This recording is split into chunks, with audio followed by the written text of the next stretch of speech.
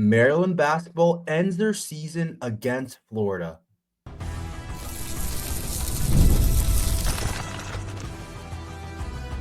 You are Locked On Terps, your daily podcast on the Maryland Terps, part of the Locked On Podcast Network. Your team every day. What's up, everyone? I'm Tre Moore, host of Locked On Terps, part of the Locked On Podcast Network, your team every day. So thank you guys for making us part of your day. And today's episode is brought to you by 5-Hour Energy. Head to 5hourenergy.com to find over 15 flavors to choose from. Need one now and grab a 5-Hour Energy shot at your local grocery store or convenience store. Stock up today and stay energized. And I'm also doing work at Inside Black and Gold, so make sure you guys head over to insideblackandgold.net for all your latest Terps news. Maryland basketball ends their season after getting crushed against the Florida Gators. It's a tough way to end the season for Maryland basketball, and there's a lot to get into about this loss and more of the extreme stuff that people are talking about with this Terps loss.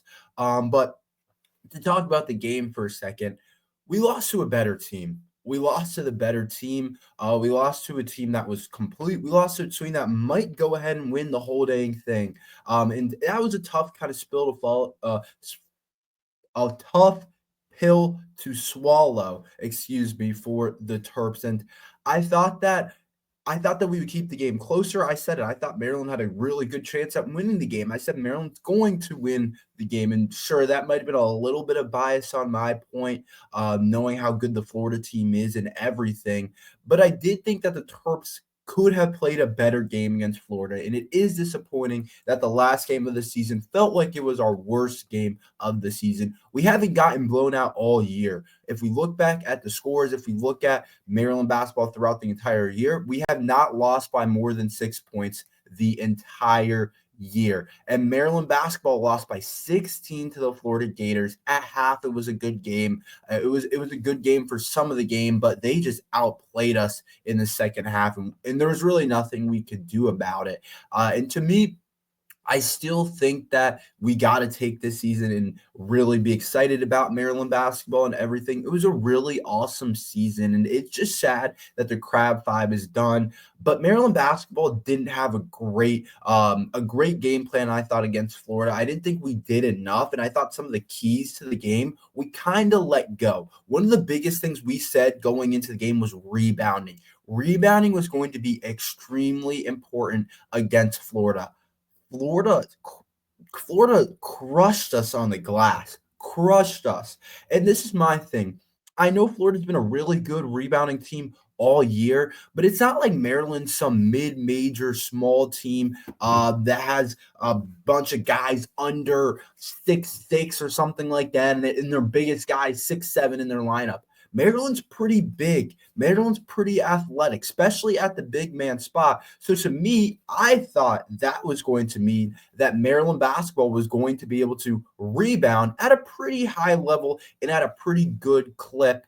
Even against a Florida team that's been the best team in the country all year rebounding, I thought Maryland was still going to be able to keep the rebounding margin at least somewhat close. But Maryland basketball got absolutely smacked on the glass. And when you lose the rebound margin 20-42, you ain't winning the game. You're not beating a Florida team. And I know that's been Florida's MO all year, and that's what Florida's kind of hanging their hat on right now, is some of their rebounding and some of those things that they're able to do on the glass, especially on the offensive glass. But the fact that Maryland lost by 22 in the rebound margin makes me think we never had a chance of winning that game, if we're being honest. You're not going to lose a rebound margin like that against a really good Florida team and hope to win the game. And then also, you look at it and you look at the offensive rebounds specifically for Florida. They had way too many offensive rebounds. 15 offensive rebounds. That's more than the amount of defensive rebounds the Terps had at 13. See where my concern lies? And you wonder, with some of the Kevin Willard stuff, with all those different things going on outside the Maryland program and some of the distractions I'm going to talk about in the second segment, did Maryland prepare enough on the glass? And I'm just not sure they did, especially with the season on the line. A lot of rebounding is effort. I know some of it's size, but we got two giants down in size in Julian Reese and Derek Queen. And I know our guards aren't the biggest dudes, but that rebounding margin I thought really hurt us overall. And then bench production. Bench production killed the Terps. It did. And I didn't know when it was going to catch up. I didn't know when we were going to say, dang, we really need our bench to get going. We really need our bench to do something. And this was one of those nights where we played a Florida team that was honestly, they were more talented than us. I thought they had the edge in terms of talent, in terms of depth, and all those different things. And I don't know if we played a team this year, like even the best teams like Purdue, Michigan State, Marquette early on in the year. I don't know if we played a team this year that's actually more talented than us. Florida, that Florida team was more talented than us. They were. They had a little bit more. They had a little bit more firepower. They've done a little bit more.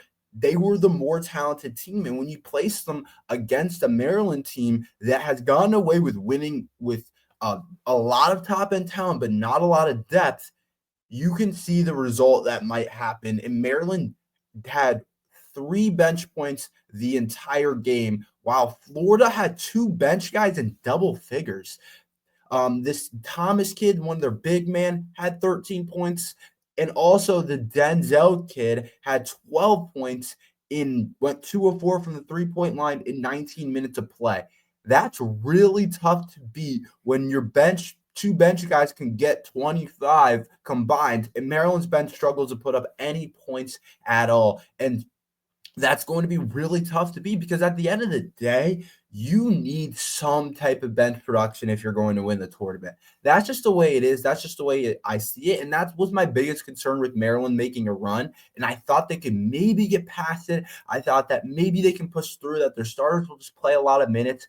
But we looked tired last night. And I don't know if you guys saw it, but I certainly saw it. We didn't rebound the same way that we have a lot of the season. I know we played Florida. We didn't play defense the same way. We just looked a little exhausted, and it makes sense. Our starters are playing upwards of 35 minutes every single game, it feels like, and it's really tough to sustain that. And we saw a Maryland team that wasn't able to do that. And now I want to make sure we know that this Florida team is really good. It was pretty clear they were the better team. It's not like we just got upset. It's not like we lost to a team we shouldn't have lost to. I just thought we could have put together a better game plan, a better effort overall. And my biggest thing was stopping Walter Clayton. This is how you know this Florida team's really good.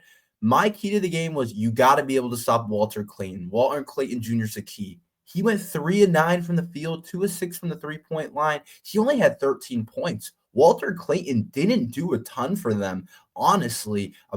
I thought that the Will Richard kid had a really good game shooting the ball. I thought Elijah Martin shot the ball really well. And what really hurt us was the 3-point defense. I thought Maryland was out of place at a lot of times. I thought we gave them way too many good looks from the 3-point arc. And Florida capitalized. They shot nearly 40% from the 3-point arc. And it's really tough to beat a Florida team when they shoot 40% from 3. It just is. They're too talented. They're too good. They shot 40% from 3. They nearly shot 50% from the field. That is really tough if you're going to allow a Florida team to be able to shoot like that. And give credit to them. They have a lot of really talented offensive players. But the fact of the matter is Maryland's been a good defensive team all year.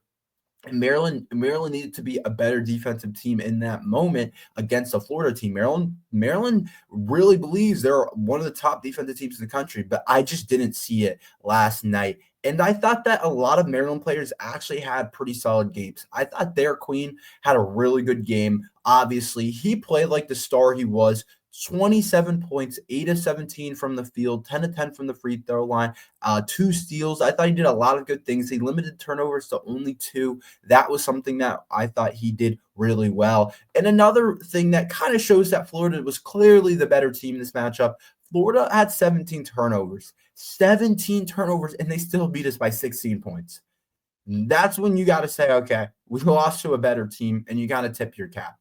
And then I thought Gillespie also had a really good first half. He shot the 3 ball really well in the first half and kind of kept us level, kind of kept us in it. And then he got into foul trouble, and that really hurt us overall and really hurt the Terps. Julian Reese in his last game, I thought played solid. Actually had 3 assists, 2 steals as well, had 12 points. Rodney Rice, if you look at how he shot, didn't shoot the ball bad at all. 4 of 10 from the field, 2 of 5 from 3-point line. I think what really hurt us, what really kind of kept us from being in the game, Selton Miguel And I said it, when Selton Miguel plays well, we're a really good team. When he doesn't play his best basketball, we're just a good team. And Selton Miguel, we needed a elite Selton Miguel to take down Florida. To me, he was always going to be kind of the sneaky X factor. He's kind of that guy in the Crab Five that's kind of not forgotten, but I would say he's probably, a lot of people would think, the fifth best starter, but he's still a really important piece. And he went 0-7 from the field, 0-3 from the three-point line, 0 points. And when he plays a better game, if he goes 1-3 from the three-point line and 3-4-7 from the field, we're looking at a much probably better game throughout. And that might have been the difference, to be completely honest. So next, we're going to talk about Kevin Willard in the whole situation with that big topic to talk about. We'll talk about that next. We're all about stats because numbers don't lie. And when it comes to the all-new Nissan Armada Pro 4X, the numbers are on an MVP level. With the ability to tow up to 8,500 pounds, it can quite literally carry the whole team plus the gear whenever you need to go. It's powered by the twin-turbo V6 engine, delivering the strength and performance to handle highways, back roads, and everything in between. And with room for up to 8 people, the Armada Pro 4X is built for big proofs, big adventures, and even bigger memories. Whether you're exploring off-road trails or rolling up to the arena, the Armada Pro 4X brings power, versatility, and style wherever you go. Take your adventure to the new heights in the all-new Nissan Armada Pro 4X. Learn more at nissanusa.com. Kevin Willard really kind of hurt our game and was a huge distraction during the Sweet 16 game against Florida. I want to give my opinion on it. I'm still kind of unsure, to be honest, how to feel about it. One thing's for sure. I don't want Kevin Willard to leave. I don't. I think it would suck for this Maryland basketball program. I think it would hurt us a lot. To get to what Kevin Willard did this year, he's made the tournament 2 out of 3 years with the Maryland team. In year 1, he made a tournament with the Maryland team I didn't think was that great. Wasn't close to the team we had this year. Wasn't that elite of a team. A team that just wasn't that good, and Maryland was able to make the tournament with an 8 seed. They had a really good home record. Year 2, Kevin Willard had one of the best 2023 recruiting classes, a lot of people said, and it just didn't end up working out. It didn't end up playing as high of a level as we thought that Maryland could have played. And so, to me, when I look at Kevin Willard this year and what he did, it was really amazing. Kevin Willard had a really good year. He brought in and retooled a lineup that was pretty bad last year, that was dependent on one player. And mind you, that one player was gone. And this year, he was able to retool it, bring back Julian Reese, get 5-star Derek Queen, who might be a top 5 pick in the NBA draft. And he was able to bring in 3 transfer guards that all were really solid, develop one of the best starting 5s in the country. And so, to me, Kevin Willard has done a really good job with this Maryland program. Had one bad year, had 2 really solid years. I thought really brought up the talent of his first-year team. And I thought this year team, I thought he was able to really put together a talented roster and then also live up to it with his record, with where Maryland was ranked, with making the Sweet 16, and all those different things. But this whole Kevin Willard situation, and I don't think anyone knows exactly what's happening, but this whole Kevin Willard situation with the Villanova job and him talking in his press conference about not getting the resources he needs during the Sweet 16, I thought was really bad by Kevin Willard. To me, if anyone's going, you should go into those press conferences. If it's a Sweet 16, this is how I would have handled it if I'm a coach. And obviously, I'm not a coach. I'm not doing coach things and stuff like that. But this is how I would have handled it if I was a coach. I would have went into Kevin Willard, or would have went into the press conference and said, I'm not answering any questions about my next steps or my next move or whatever. I'm here as a Maryland's coach. I'm here to talk about what's going on now. I'm here to talk about Florida. I'm here to answer questions about Florida in our matchup. That stuff is not important right now and whatever. And people still would have talked about it. People might have still booed you. but it would have, to me, been less of a distraction. Whereas he's saying all these different things, he's making his entire statement. It feels like he's trying to justify kind of him going to leave in the future, which I thought wasn't really fair. And I thought that he didn't really need to do. And I just didn't really like how he kind of addressed everything, how he went at everything, and how he kind of handled the situation. In my opinion, it just wasn't that great. And whether he takes that Villanova job or not, I just didn't think he handled it the right way in a professional way. I thought it was talked about way too much. He just didn't do it well, and I thought the outside noise really got to him. And to me, I just didn't really like overall kind of how it went about. And to me, he does have a point, though. He does have a point. If Maryland's not putting enough resources into really this, I feel like it's really about the NIL and that type of stuff with the Maryland basketball program. If Maryland's not putting the resources they need into the NIL and those different things, it's tough. It's probably tough for Kevin Willard, who wants his Terps team to be a consistent top 20 team in the country. If Maryland's not putting the money he needs towards NIL and getting different players and all these different things with the NIL money, it's going to be really hard for Maryland basketball to kind of reach the level that they want to reach and to get to the point where they want to be at. And that's just what it is for Kevin Willard and the Maryland basketball program. And to me, I have no idea what's going to happen. I'm still trying to figure it out. A lot of people think he's gone. Some people think he's not going to be gone. If I had to guess, I would say he probably takes that Villanova job. I don't know I don't know what the case is with it, but there's just way too much outside noise, how he's kind of going about it, what he's saying about it. If he felt firm about Maryland, I feel like he would say, I'm here to stay. Like, I'm here to stay. And I know he kind of said that, but he hasn't really solidified it. And after the game, he said, I'm going to have to talk to my agents or whatever else he said. It does seem usually when a coach kind of doesn't give you a clear answer and it's like, this is my team, this is where I want to be, it's usually a case where they're probably gone. And I think that hurts us. I think that hurts us a good amount. And I think that hurts this Maryland team to lose Kevin Willard. Like I said, he's really brought this team, I think, back, especially this year.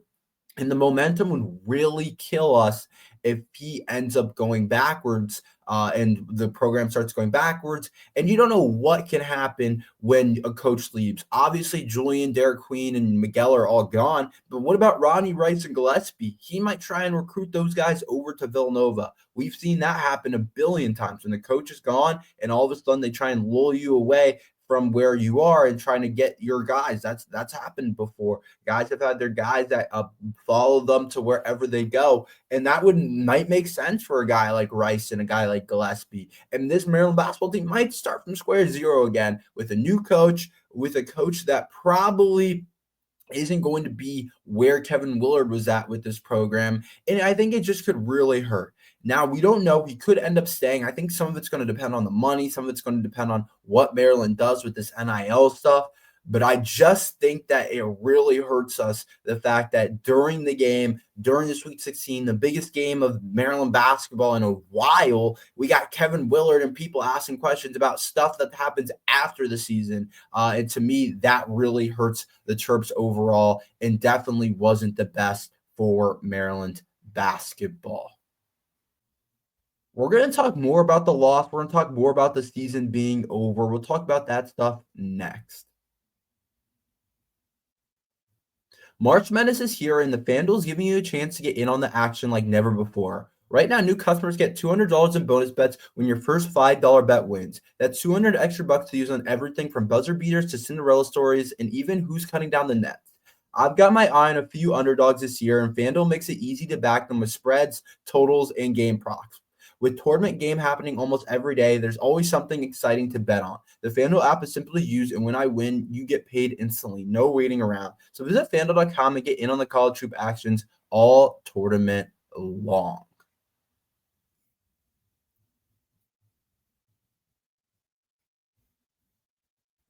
Daylight savings snuck up on us again, and if you're feeling that lost hour of sleep, 5-Hour Energy has your back. The extra sunshine means more time for fun, but sometimes you need a little boost to power through. Whether you're staying up late watching the NCAA tournament, or squeezing in a round of golf after work, or just trying to keep your day busy, 5-Hour Energy gives you that quick, refreshing pick me whenever you need it. I've been staying up late watching all the tournament action, and 5-Hour Energy helps me keep up the next day. With longer days, I love getting outside for a hike or a run. Tropical Burst is my go-to for a quick boost. Whether I'm at a game or traveling, 5-Hour Energy is easy to grab and keeps me feeling refreshed. Head to 5hourenergy.com to find over 15 flavors to choose from, including watermelon, blue raspberry, and peach mango. You can even build your own 12-pack or 24-pack delivered right to your door. Need one? Grab a 5-Hour Energy shot at your local grocery or convenience store. They're everywhere. Stock up today and stay energized.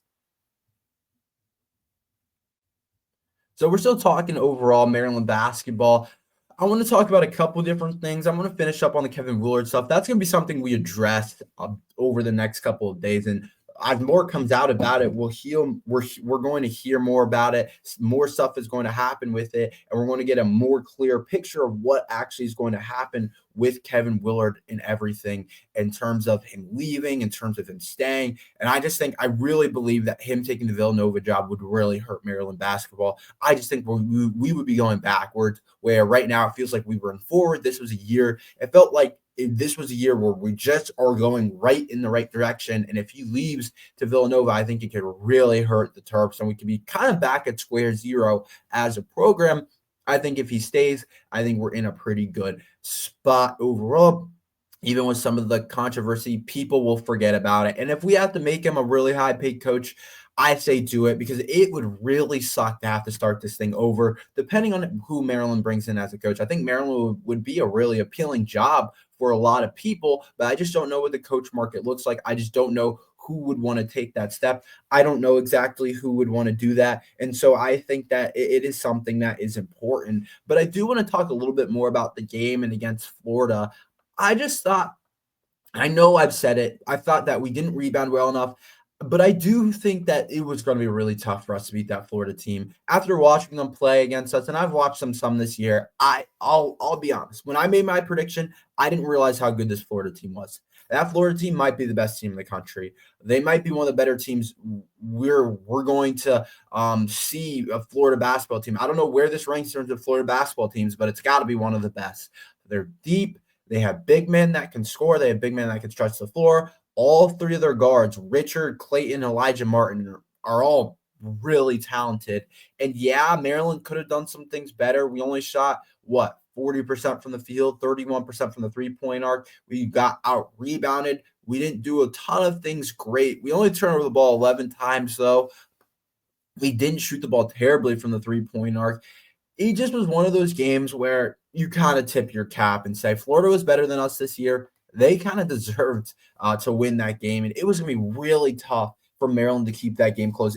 And I think the halftime, it was even deceiving. The fact we were down by 2, I was excited. I thought it was going to be a back-and-forth second half, but it was definitely a little bit deceiving, because I think Florida had turned over the ball so much that they had kept us in the game in the first half, to be completely honest. And I know Florida's been a team this year that's turned over the ball, and that's part of their identity as a team. But I do think that really kind of solidified Maryland staying in the game and being able to stay with the Florida Gators. And that was something that definitely helped Maryland overall. But I also think Gillespie really shooting the ball well from the three-point arc. Like, Maryland had the lead at a point in the first half, but overall that Florida team was just really talented. That Florida team was really good. And let me say, UConn put together a really good game. UConn almost beat those guys. I wish UConn beat those guys. I think most people would agree we'd had a better chance at beating UConn than we would have beaten that Florida team. So I just want to say this. I thought it was a really good season. I thought Maryland ended where they kind of were going to. It's going to be tough to bring down the ones, and all the ones are really talented and are still in it. And I just think that Florida team, that team's hot as anybody right now, and they're going to be tough to beat with how they're playing. And I can't really be too upset about the loss, because we lost to the better team. I do think we could have done stuff better, but I just think it's tough to be upset. I'm more upset with the more pregame and the Kevin Willard distractions, because I do think that kind of hurt us overall. That's all we have for today. Thank you guys for listening to Locked on Terps. Make sure you like and subscribe. We're here every day talking Maryland football and basketball. So thank you guys for listening to Locked on Terps.